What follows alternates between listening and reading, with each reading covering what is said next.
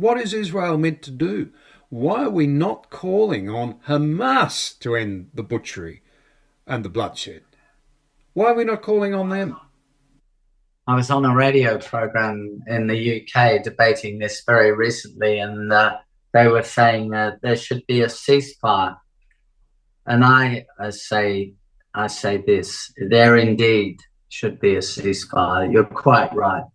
And when Hamas surrender their weapons and hand over the hostages, there will be a ceasefire. There will be no more war. That's all Hamas needs to do. They need to say, we will not shoot Jews. We will not attack Israel. We will not fire rockets into Israel. We will just live in peace and prosperity in Gaza. And we will release, I'm not sure how many hostages are left, but over 100.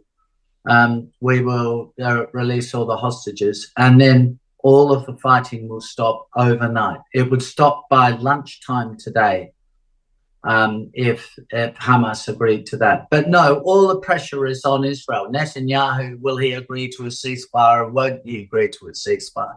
Honestly, if a group of people in a territory adjacent to Australia, I daren't name one of those territories because it will create offence, because it wouldn't happen, it's hypothetical, but on a territory adjacent to Australia, kidnapped Australians and butchered and massacred and raped Australian citizens, what would we do about that?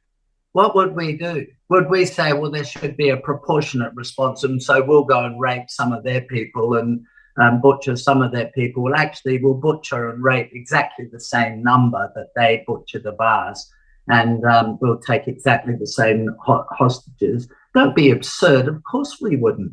We would do them over something horrible. And people need to know that.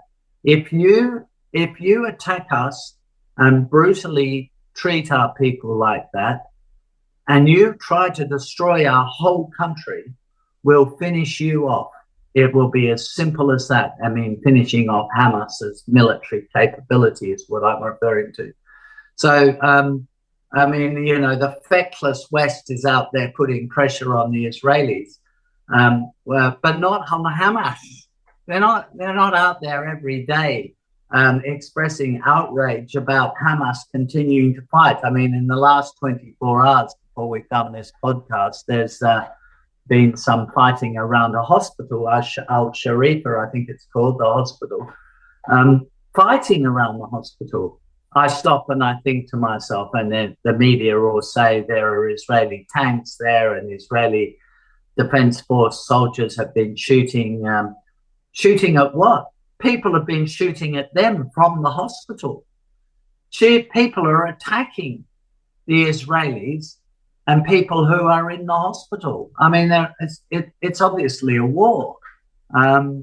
You can't expect just one side, the Israelis, to carry all the burden. I mean...